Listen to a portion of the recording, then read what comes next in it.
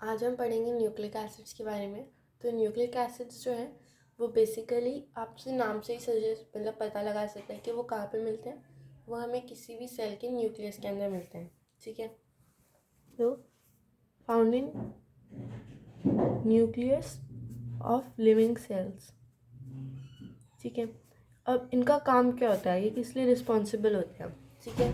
ये रिस्पॉन्सिबल होते हैं ट्रांसमिशन ऑफ इनहेरेंट कैरेक्टर्स।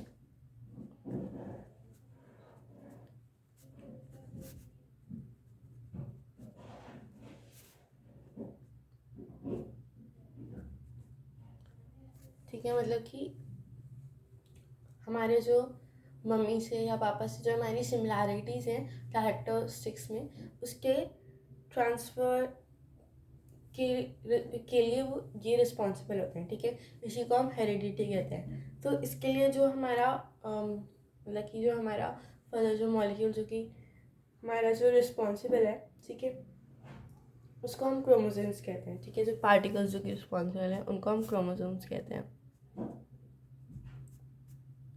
ये थोड़ा सा 10th में भी आपने ये पढ़ रखा होगा, ठीक है।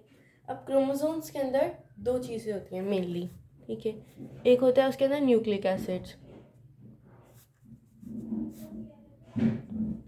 दूसरा होता है उसके अंदर प्रोटीन्स, ठीक है। तो हमने प्रोटीन्स के बारे में तो पढ़ लिया, अब हमें न्यूक्लिक एसिड्स के बारे में पढ़ना है, ठीक है। तो न्यूक्लिक एसिड्स जो हैं वो हम दो टाइप्स, मतलब कि मेनली उसके दो टाइप्स होते हैं। एक होता है डीएनए, एक होता है आरएनए, ठीक है। तो डीएनए और आरएनए क्या है, वो कुछ भी नहीं, बस न्यूक्लिक एसिड्स हैं, ठीक है। तो अब ये जो डीएनए और आरएनए, इनकी full form deoxy ribo nucleic acid और आरएनए की राइबो न्यूक्लिक एसिड, ठीक है। अब ये जो हमारे डीएनए और आरएनए जो है, ठीक है, ये किससे मिलके बने होते हैं, ठीक है। तो मतलब कि जैसे कि हमारे पास प्रोटीन्स हो गया, प्रोटीन्स किससे मिलके बने होते हैं, प्रोटीन्स मिलके बने होते हैं हमारे अल्फा अमीनो एसिड से, ठीक है। अल्फा अमीनो एसिड्स को जोड़ते गए तो प्रोटीन्स मिल गया। डीएनए और आरएनए में न्यूक्लियोटाइड्स होते हैं, तो न्यूक्लियोटाइड्स को जैसे ही जोड़ते गए हम, न्यूक्लियोटाइड्स का पॉलीमर बनाया, तो हमें उससे आरएनए या फिर डीएनए मतलब हमें उससे न्यूक्लिक एसिड्स मिले। तो न्यूक्लिक एसिड्स क्या है, these are polymers of nucleotides. और यहाँ पे हमें न्यूक्लियोटाइड्स के बारे में ही पढ़ना है, ठीक है। और पॉलीमर्स ऑफ न्यूक्लियोटाइड्स, ठीक है। और फिर ये जो न्यूक्लियोटाइड्स हैं, क्योंकि मतलब कि ये पॉलीमर है न्यूक्लियोटाइड के, इसलिए इन्हें एक और नाम से जानते हैं जो कि है पॉलीन्यूक्लियोटाइड्स।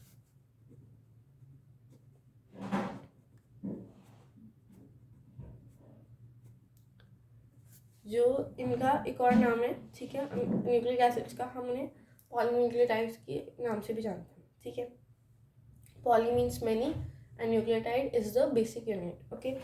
अच्छा, अब हमें ये देखना है कि किसी भी कंपाउंड, जैसे हमें देखना है कि आरएनए और डीएनए क्या है, ठीक है। तो हमने क्या किया, आरएनए और डीएनए का हाइड्रोलाइसिस कराया, यानी कि पानी की मदद से उनका ब्रेक डाउन कराया। तो उससे हमें ये पता चला कि डीएनए और आरएनए आखिर बना किससे है। तो हमने क्या किया, डीएनए या फिर हमने आरएनए लिया और हमने उसका हाइड्रोलाइसिस कराया, ठीक है। इससे हमें 3 कंपाउंड्स मिले, ठीक है। तो सबसे पहला कंपाउंड, मतलब कि सबसे पहले तो हमें एक पेंटोज शुगर मिली, ठीक है। क्योंकि ये पूरा जो चैप्टर है अगर आप देखो तो इसमें बेसिकली हमारे बायोमॉलिक्यूल्स है, इसमें कार्बन तो होगा ही, ठीक है। तो सबसे पहले शुगर मिली, कौन सी शुगर मिली हमें, पेंटोज शुगर मिली, ठीक है।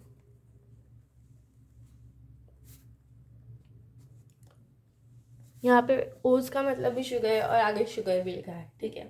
तो हमें सबसे पहले पेंटोज शुगर मिली, फिर दूसरी चीज़ जो हमें मिली वो थी फॉस्फोरिक एसिड,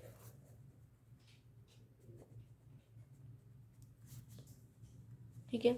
फॉस्फोरिक एसिड क्या होता है, जैसे कि P double bond O, O H O H O H, ये हमारा फॉस्फोरिक एसिड होता है, ठीक है। तो पेंटोज शुगर मिली, फॉस्फोरिक एसिड मिली। अब एसिड के साथ हमें एक बेस भी मिला, ठीक है। अब एसिड के साथ हमें एक बेस भी मिला, तो जो बेस था उसके अंदर हमने देखा कि वो नाइट्रोजन कंटेनिंग कंपाउंड है, ठीक है। और उसके अंदर हमें अनसैचुरेशन, डिग्री ऑफ अनसैचुरेशन में मिली, ठीक है। तो हमने इसे कह दिया नाइट्रोजन कंटेनिंग हेट्रोसाइक्लिक कंपाउंड।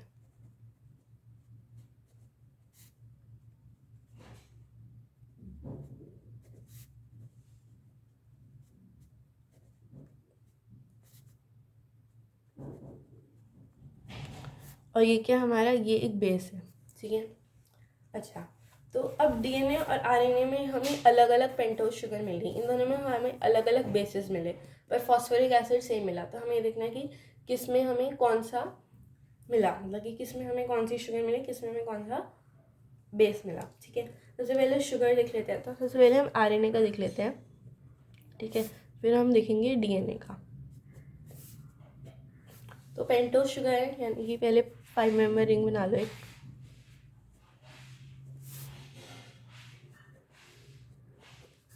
ठीक है।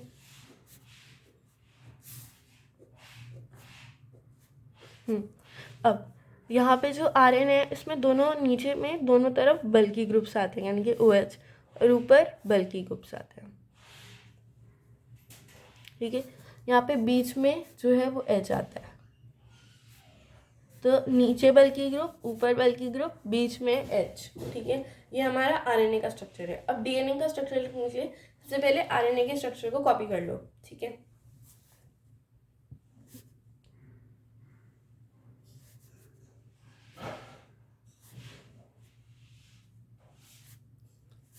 अब ये तो बिल्कुल सेम हो गया, ठीक है। अब देखो आरएनए क्या है, राइबो न्यूक्लिक एसिड, यानी कि हमारे पास राइबोज शुगर हमें मिल गई है, ठीक है। अब ये क्या है, DNA deoxy ribo nucleic acid, यानी कि राइबोज जो हमारे पास राइबोज शुगर है, ठीक है, उसमें से हमने ऑक्सीजन को हटा दिया, तो ये हमारी राइबोज शुगर है, इसमें से हमने ये वाले ऑक्सीजन को हटाकर यहाँ पे नीचे बस H आ जाएगा, ठीक है। तो ये हमें शुगर मिल गई जो कि हमें डीएनए में मिलती है, ठीक है।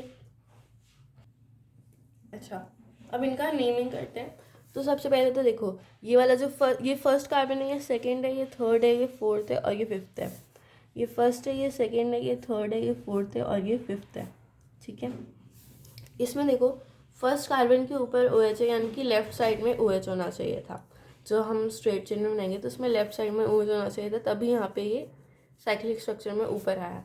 तो मतलब कि लेफ्ट साइड में, मतलब कि ये जो हमारे ये बीटा बनेगा, ठीक है। इसमें भी लेफ्ट साइड में ये बीटा बनेगा, ठीक है। अब ये कैसे दिखे कि D या L है, तो D या L देखने के लिए हम जो हम देखते थे सबसे पहले नीचे CH2OH आता था, फिर जो उससे ऊपर वाला कार्बन था उसमें हम देखते थे कि यहाँ पे OH है या फिर इस साइड OH है, ठीक है।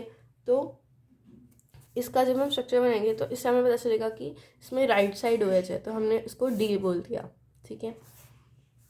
फिर आगे आगे तो बहुत आसान है, मैंने आपको इसका नाम बताया राइबोस, ठीक है। तो हमने ये लिख दिया राइबोस, और यहाँ पे भी बीटा D। अब यहाँ पे D ऑक्सी राइबो आएगा, और क्योंकि सेकेंड कार्बन पे है तो 2D ऑक्सी राइबोस, ठीक है। तो ये दोनों शुगर्स हो गए, ठीक है। हमने अब देख लिया ये दोनों पेंटोज शुगर जिसमें हो गई। अब हमने फॉस्फोरिक एसिड भी देख लिया। अब हमें देखना है कि इन दोनों में कौन कौन से बेसिस हैं, ठीक है। तो टोटल हमें 5 टाइप के बेसिस देखने हैं। तो हमारे पास 5 टाइप के बेसिस, ठीक है। उसका नाम जो है वो आप ऐसे याद कर लो, AGT, ओके, AGTC, या फिर यहाँ पे C पहले लिख लो, AGTC, यहाँ पे T, और फिर यहाँ पे हमारा आ जाएगा U, ठीक है। अच्छा, अब जो AGC है वो तो RNA में भी और DNA में भी दोनों में कॉमन है, पर जो T और U है, इसमें जो T है वो RNA, T जो है वो DNA में होता है और U जो है वो RNA में होता है, ठीक है। अब इनकी फुल फॉर्म देख लेते हैं। तो AGC ये हमारा आरएनए में भी डीएनए में भी होता है, T हमारा डीएनए में होता है, U हमारा आरएनए में होता है, ठीक है। AGC लगभग ABC की तरह है, बस B की जगह हमने G ले आया। फिर PQRSTU, तो T पहले आता है तो डीएनए में आ जाएगा, ठीक है। जैसे ABCD, R बाद में आता है ना, T पहले आता, मतलब कि सॉरी, हाँ, D पहले आता है, T पहले आता है। T और U में देख रहे हैं, AGC तो दोनों में कॉमन है, T पहले आता है, D पहले आता है, तो T D में हुआ, U बाद में आता है, R बाद में आता है, तो U R में हुआ। अब इनकी फुल फॉर्म देख लेते हैं। ये पहले तो ए जो है वो एडेनिन है, एडेनाइन या एडेनिन जो भी कहना चाहो। G जो है वो गुआनिन है,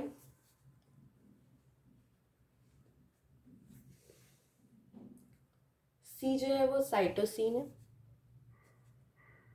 cytosine. T thymine, U is for uracil. तो adenine, guanine, cytosine, SINE, thymine, uracil. ठीक है, ओके। अब ये हमारे का वो हो गया। यहाँ पे हमारे पास क्या आ गया, AGC, ये तो तीनों में, और फिर R बाद में तो U, यहाँ पे AGC, यहाँ पे T पहले आता है U से, तो T। ठीक है, adenine, guanine, cytosine, thymine, adenine, guanine, cytosine, uracil. ठीक है, अब हम देखेंगे स्ट्रक्चर ऑफ न्यूक्लियर एसिड, मतलब कि अब हमें देखना है कि न्यूक्लियोटाइड कैसे बनता है। ठीक है, सबसे पहले हमने क्या किया, हमने राइबोज शुगर ली। ठीक है, मतलब हमने राइबोज शुगर ली, और राइबोज शुगर में हमने जो हमारा 1 कार्बन था, मतलब जो हमारा OH ग्रुप था, इस OH ग्रुप को हटा के हमने एक बेस डाल दिया।